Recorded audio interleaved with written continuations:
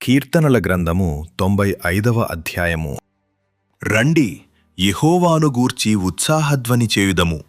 మన రక్షణ దుర్గమును బట్టి సంతోషగానము చేయుదము. కృతజ్ఞతాస్తుతులతో ఆయన సన్నిధికి వచ్చెదము. కీర్తనలు పాడుచు ఆయన పేరట సంతోషగానము చేయుదము. యెహోవా మహాదేవుడు, దేవతలందరికి పైన మహాత్మ్యముగల మహారాజు.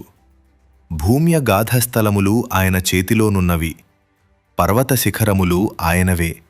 సముద్రము ఆయనది, ఆయన దాని కలుగజేసెను. ఆయన హస్తములు భూమిని నిర్మించెను. ఆయన మన దేవుడు, మనము ఆయన పాలించు ప్రజలము, ఆయన మేపు గొర్రెలము. రండి, నమస్కారము చేసి సాగిలపడుదము. మనలను సృజించిన యెహోవా సన్నిధిని మోకరించుదము. నేడు మీరు ఆయన మాట నంగీకరించిన ఎడల ఎంత మేలు!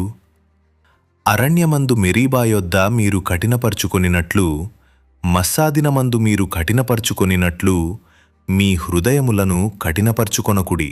అచ్చట మీ పితరులు నన్ను పరీక్షించి శోధించి నా కార్యములు చూచిరి. 40 ఏండ్ల కాలము ఆ తరము వారి వలన నేను విసికి, వారు హృదయమున తప్పిపోవు ప్రజలు.